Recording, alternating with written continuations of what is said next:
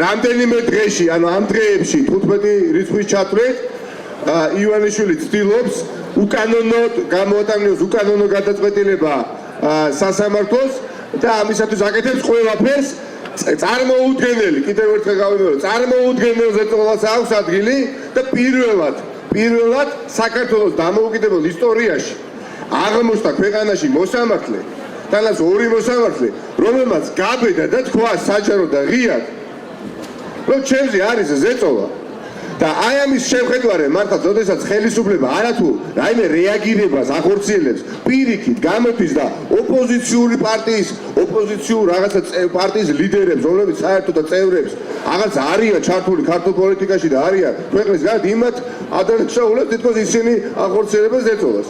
და გარდა ამისა, წარმოუდგენელი რამ ისი და ჩვენ სამწუხაროდ გაგვიჯერდა იმდენად უცნაურ ფაქტებთან გვაქვს შეხება ყოველდღიურ რეჟიმში უკვე ამ ქვეყანაში, რომ გაგვიჯერდა და უკვე აღარ გვაქვს ძალიან ბევრ ადამიანს ქვეყანაში აღარ უქმნის ამ სისაძაგლის.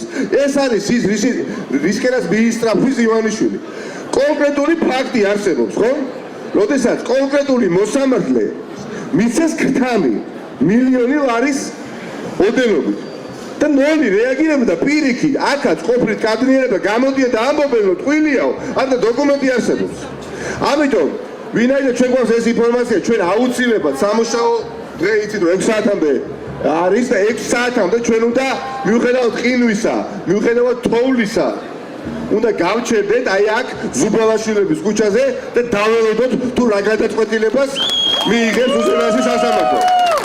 დღევანდელი აქცია კიდევ ერთხელ გავიმეორებ, ეძღვნება ერთისთვის სოლიდარობას იმ მოსამართლეებისათვის, რომლებიც არიან მიუკერძოებლები და ჩვენ გვაქვს ერთადერთი თხოვნა. მოთხოვნა საერთოდ თხოვნა გვაქვს უბრალოდ ამ ქვეყანაში ბოლოს და ბოლოს დადგეს ის დღე და ყავდეს ის მოსამართლე. ნიშნობა რომელი ხელისუფლებისო გახსენა მეგობრებო ხოდა დავთავდეს 88 წლიდან არის აქციები და ხალხი არის ქუჩაში 88 წლიდან. განსაკუთრებით აი ამ არეალში, ძველი თბილისის არეალში, თაწმინდაზე, რუსთაველის გამზირზე, როგორც პოლიტიკურ ცენტრალურ რაიონში, ხომ დამთავრდეს. გვინდა ერთადერთი რამ, რომ მოსამართლემ გამოიტანოს ობიექტური, პირუთვნელი და მიუკერძოებელი გადაწყვეტილება. მეტი არანაირი არ თხოვნა და არც მოთხოვნა არ გვაქვს. და ჩვენ უნდა გავწოთ მოკლედ 6 საათამდე დღეს, მიუხედავად თოვლისა და საჭირო გახდება ხვალშევიკრიბებით, საჭირო გახდება ზეგშევიკრიბებით და ასე იქნება მანამ სანამ ივანიშვილი ხელს არ აიგებს იმ განზრახვაზე, რასაც ქვია რუსთავი 2-ის სახლში წაგება.